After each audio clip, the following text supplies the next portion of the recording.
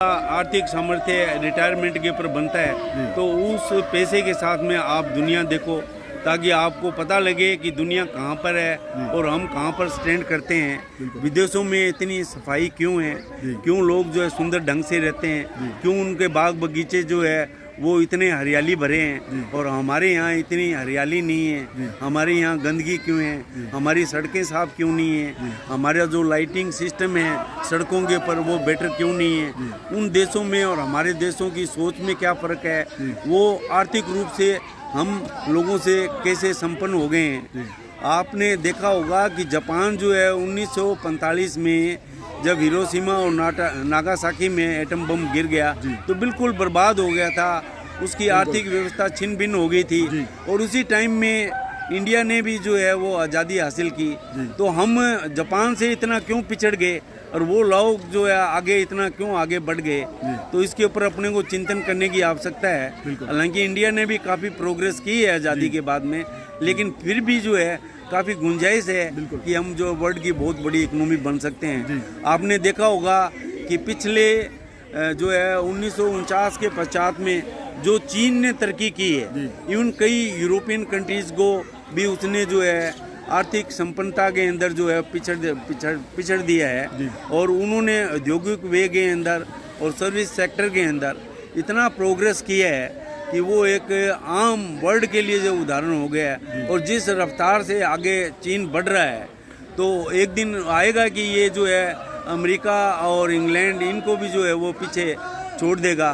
तो ये सब इसलिए संभव है कि वहाँ के लोग जो है वो चरित्रवान हैं, अपने देश के लिए कुछ करना चाहते हैं और वहाँ की सरकार भी जो है इस तरह की आर्थिक नीतियाँ लागू कर रही है कि जिससे प्रोडक्शन ज़्यादा हो, लोगों को रोज़गार के अवसर अच्छे मिलें। सर्विस सेक्टर के अंदर जो है उन्होंने इतनी अपनी सेवाएं विस्तारित कर दी है कि आज जो है हर एक जगह चीन का माल बिक रहा है। कितना वो लोग जो है एक्सपोर्ट कर रहे हैं और मिनिमम इंपोर्ट कर रहे हैं। तो उस तरह की टेक्निक अपना करके भारत को भी आगे बढ़ना पड़ेगा और उसको बनाने में जो युवा हैं उनका अहम रोल होगा, जो हमारा आर्थिक विकास संपन्न होगा। क्योंकि आज हमारे यहाँ लगभग 65% जो है युवा हैं और सारा इनके ऊपर दारोमदार करता है कि युवा जो है वो देश को आर्थिक जो है संपन्नता की तरफ कैसे ले जा सकते हैं। तो ये तो बहुत बड़ी बात है। स्टूडेंट जीवन के अंदर तो आदमी को केवल अपने स्वयं के व्यक्तित्व विकास के बारे में और कैसे जो है उसको अपना लक्ष्य प्राप्त करना है, उसी के ऊपर आपको कंसंट्रेट करना है। बिल्कुल। पिछले कुछ वर्षों से भारत भी काफ़ी अच्छी गति से आगे बढ़ रहा है, लेकिन जैसा पवार साहब ने कहा कि हमको बाकी देशों से उनकी क्या टेक्नोलॉजी है, वो किस फील्ड के अंदर उनके विकास का क्या लेवल है, हमको थोड़ा सा कंपैरिजन करना पड़ेगा, विश्लेषण करना पड़ेगा। तो हमको हमारी भारतीय संस्कृति को जड़ों के साथ में जुड़े रहकर हमको उड़ान भरना है। दोनों बातें करनी है। हमको भारतीय संस्कृति भी हमके अंदर रहनी चाहिए और हमको डेवलपमेंट भी करना है। हमको डेवलपमेंट यानी हमारी संस्कृति को बनाते हुए हम कैसे विकास कर सकते हैं, इस बाकी देशों के साथ में हम कैसे आगे बढ़ सकते हैं, नई नई टेक्नोलॉजी कैसे आ सकती है। अब तो इंडिया के अंदर भी जो है काफ़ी डेवलपमेंट, हमारे जो साइंटिस्ट है, हमारे जो डॉक्टर्स हैं, इंजीनियर्स हैं, काफ़ी अच्छे लेवल पे जो है वो काम कर रहे हैं। जो हमारे यहाँ से पलायन होने की जो स्थितियाँ थी वो पहले, तब उसके अंदर भी काफ़ी कुछ जो है गिरावट आ रही है कि यहाँ से लोग जो है अब स्वदेश में ही काफ़ी कुछ करना चाहते हैं, हमारा बिजनेस वगैरह या पढ़ाई भी यहाँ ही करना चाहते हैं। तो इस तरह से हम निश्चित रूप से आगे बढ़ रहे हैं, लेकिन जैसा पवार साहब ने कहा कि अभी भी काफ़ी गुंजाइश है, हमको। बिल्कुल राव साहब, आपने बिल्कुल सही कहा है कि अभी बहुत गुंजाइश है और हमारी जो भारत की अर्थव्यवस्था है वो एक डेवलपिंग इकोनॉमी है। इसको एक डेवलप्ड इकोनॉमी बनना है। बिल्कुल। और जो है इसमें समय लग रहा है और जितना जल्दी फास्ट इंफ्रास्ट्रक्चर जो इंडिया में हो रहा है आजकल, जो रोड, सड़कें, एयरपोर्ट्स, जो कनेक्टिविटी हो रही है, जो रोड्स, मीन्स ऑफ ट्रांसपोर्ट और कम्युनिकेशंस में जो बदलाव आ रहे हैं, उसके साथ में जो इंडिया जो है हर एक सेक्टर के अंदर जो है वो ग्रोथ कर रहा है। तो वो दिन दूर नहीं जब इंडिया जो है वो जो है विश्व के अंदर जो है 5वें या जो है चौथे लेवल या तीसरे लेवल के ऊपर पहुंचेगा।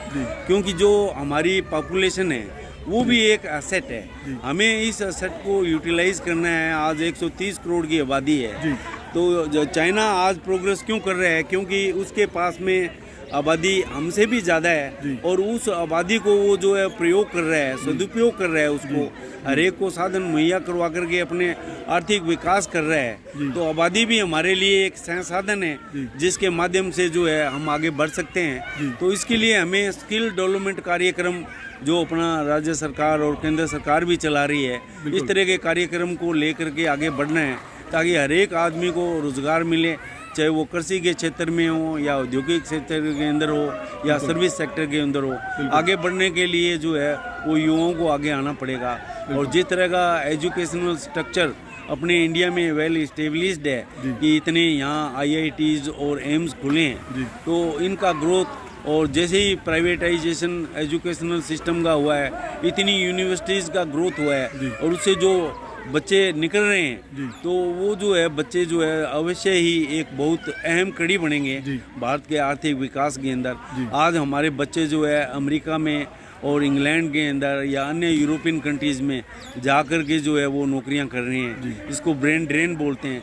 जो हमारे टैलेंटेड लोग हैं वो नासा में जाकर के साइंटिस्ट बन रहे हैं। तो हमें भी उनको वर्ल्ड लेवल की सुविधाएं यहाँ उपलब्ध करवानी है ताकि उनका रुझान जो है वो विदेशों की तरफ जाने को नहीं बने और हम इस ब्रेन ड्रेन को जो है इंडिया में रोकें और जो हमारे टैलेंटेड यूथ हैं उनको यहीं रोक करके उनको यहीं जो है बेटर सुविधाएं इंफ्रास्ट्रक्चर उपलब्ध करवाएं और उनको जो है अच्छी सैलरी पैकेज दे करके यहीं जो है उनको स्थापित करने की कोशिश करें ताकि इंडिया जो है वो वर्ल्ड की टॉप इकोनॉमी बन सके। बिल्कुल साथियों, जैसे पवार साहब ने बताया कि हमारे आप यदि विश्लेषण करोगे, थोड़ी नज़र दौड़ाओगे दुनिया के अंदर, तो दुनिया की जितनी भी बड़ी बड़ी कंपनीज हैं या बड़े बड़े हाई लेवल के जो ऑर्गेनाइजेशन हैं, उनके हाई लेवल के ऊपर जो अधिकारी हैं या CEOs हैं वो अधिकतर जो है वो इंडियंस हैं और यहाँ से जाके वहाँ वो अपना परचम फहरा रहे हैं। तो हमको थोड़ा सा ध्यान अपने को बढ़ाना पड़ेगा कि हमारी जो मैन पावर है, जो हमारे पास में जो सबसे बड़ी शक्ति है, उसका और ज़्यादा प्रॉपर्ली यूटिलाइजेशन कैसे कर सकते हैं, उसका विकास के लिए हम कैसे बना सकते हैं। हमारी जो युवा शक्ति है उनको स्किल डेवलपमेंट के लिए अलग अलग स्किल्स के लिए डेवलप करके हम स्वरोजगार के ऊपर ज़्यादा ध्यान करके फोकस करके और जो बेरोजगारी की जो समस्या है, जैसे कि माइंडसेट हमारे लोगों में बना हुआ है, बेरोजगारी कुछ नहीं है। यदि हम हमारा माइंडसेट को थोड़ा चेंज करेंगे, हम स्वरोजगार की तरफ जाएंगे, हमारे स्किल जहाँ पे हम काम करेंगे, हमारी जो स्किलफुलनेस, जैसे सर ने कहा कि जापान आगे बढ़ गया। जापान आगे क्यों बढ़ गया कि वहाँ काइजन शब्द है। काइजन का मतलब है कि जो भी आपने काम किया, कल काम किया, आज उससे बेटर करना है, कल से बेटर करना है। ये जब हमारे थॉट के अंदर होगा तो स्वतः ही जो है काम उच्च गुणवत्ता का होता है और जब काम उच्च गुणवत्ता का होगा तो सभी फील्ड के अंदर, चाहे वो इकोनॉमिकल है या फाइनेंशियल है या जो स्टेटस है, उसमें ग्रोथ होती है और निश्चित रूप से हम भी हमारे देश को बहुत ही आगे ले जाएंगे। पवार साहब, तो मैं इसमें निवेदन करना चाहूँगा, जैसे राव साहब ने बताया कि हमारा जो यूथ है उसको जमाने की सोच के साथ में आगे बढ़ना पड़ेगा।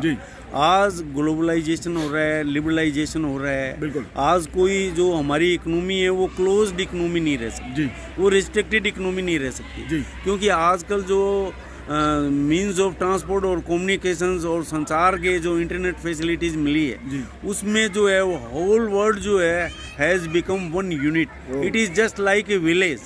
तो आपको जो है उसके अंदर आर्थिक संपन्नता लानी पड़ेगी और इसके लिए जो है आपको बहुत ज़्यादा काम करने की आवश्यकता है। गवर्नमेंट के पास में भी, चाहे वो राज्य सरकार हो या केंद्र सरकार हो, नौकरी के सीमित साधन है। हर एक आदमी को अपना स्किल्स का डेवलपमेंट करके और अपने स्वयं के रोजगार खोलने पड़ेंगे, गांव ढानी और जो है शहरों के अंदर जो है अपने रोजगार, अपना सेल्फ इंडिपेंडेंट आर्थिक रूप से संपन्न होकर के और अपने स्किल्स को जो है वो तराश करके, अगर स्किल्स उनमें नहीं है तो उसकी ट्रेनिंग ले करके, और इतने स्किल डेवलपमेंट के कार्यक्रम केंद्र सरकार, राज्य सरकार द्वारा चलाए जा रहे हैं। जब मैं जिला कलेक्टर था तो मैंने देखा कि हर एक जगह जो है हर एक तरह की अपॉर्चुनिटी यूथ को, चाहे वो पुरुष हो या महिला हो, उनको रोजगार के साधन उपलब्ध करवाने के लिए स्किल डेवलपमेंट के कार्यक्रम चलाए जा रहे हैं। उसके अंदर वो नई स्किल को सीख करके जो है वो आगे बढ़ सकते हैं।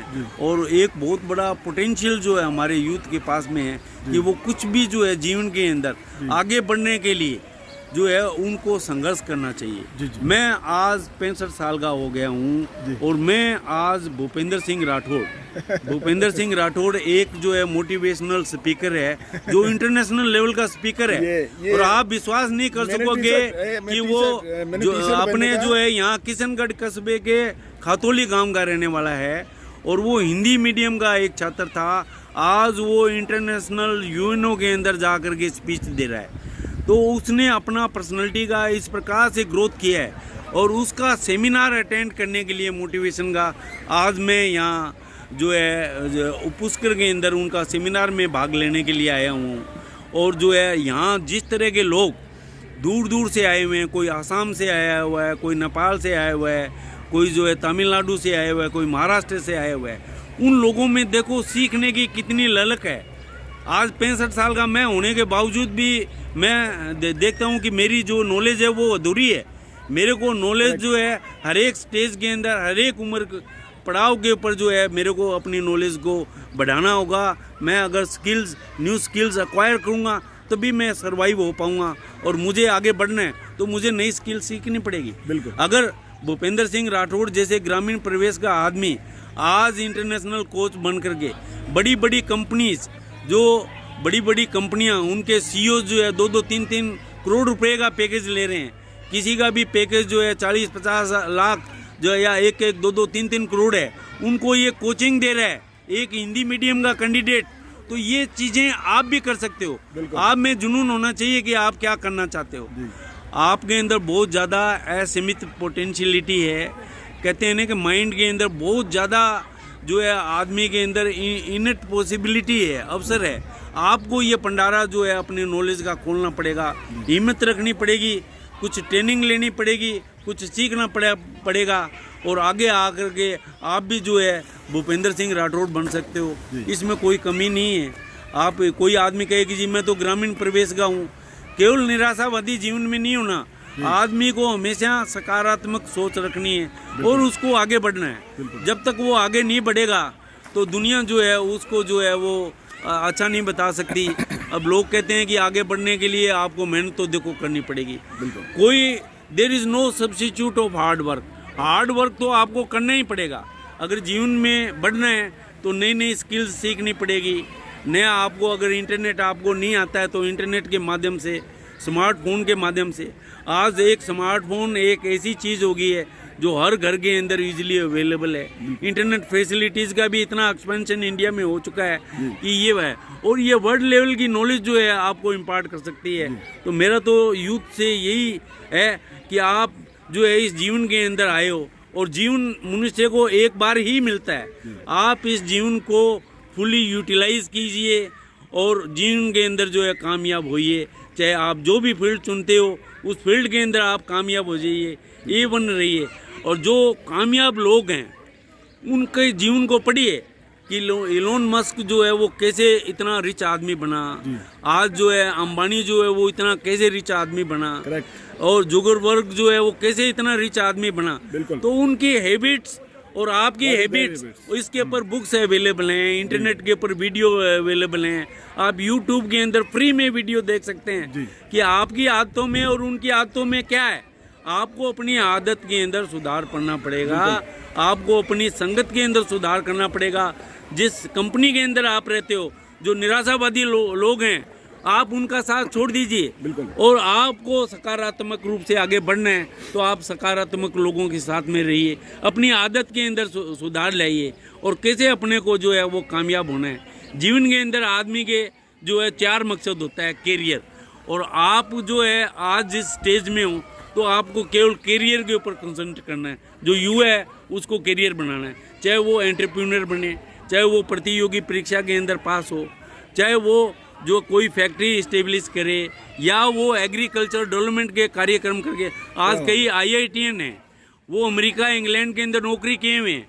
आज जो है वो एग्रीकल्चर के अंदर भी नई टेक्निक अपना कर करके और आगे बढ़ रहे हैं और वहाँ करोड़ों रुपए का प्रोडक्शन कर रहे हैं। वो जो सोलार सिस्टम का सदुपयोग कर रहे हैं, वो जो है अन्य जो हमारे जो मॉडर्न इक्विपमेंट्स हैं, चाहे वो वाटर हार्वेस्टिंग सिस्टम को अडॉप्ट करके, डिप सिस्टम को अडॉप्ट करके, स्प्रिंकलर सिस्टम को उपयोग करके, क्योंकि राजस्थान में जो है वो पानी की उपलब्धता बहुत कम है, तो इस पानी को हमको सदुपयोग करके और एग्रीकल्चर प्रोडक्शन को कैसे बढ़ा सकते हैं, तो ये सब आपको करना चाहिए।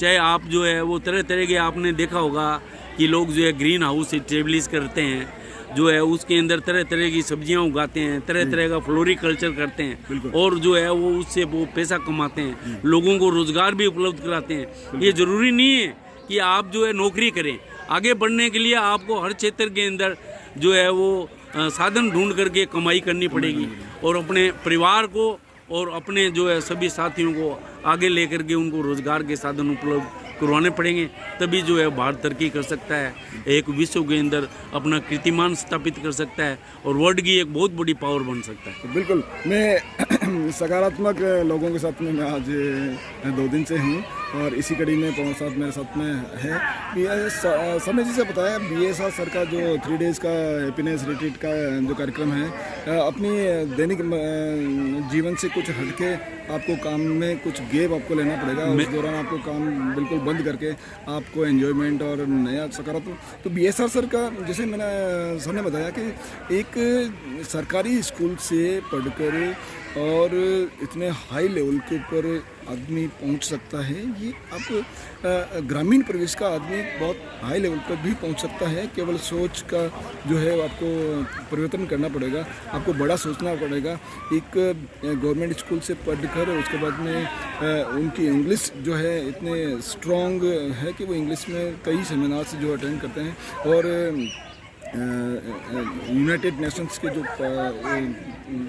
फर्स्ट इंटरनेशनल मोटिवेशन स्पीकर है जो ये दे चुके हैं, ये इस तरह से पॉजिटिव थॉट वाले व्यक्तियों के साथ में रहना चाहिए। तो पवार साहब, आपका बहुत बहुत धन्यवाद कि आपने इस चैनल के माध्यम से दर्शकों को अपना जो अभूतपूर्व जो आपका अनुभव है उसके अनुसार हमारे युवाओं को आपने मोटिवेशन दिया। पवार साहब का आपका मेरे इस वीडियो में बने रहने के लिए आपका बहुत बहुत धन्यवाद। धन्यवाद जी, धन्यवाद।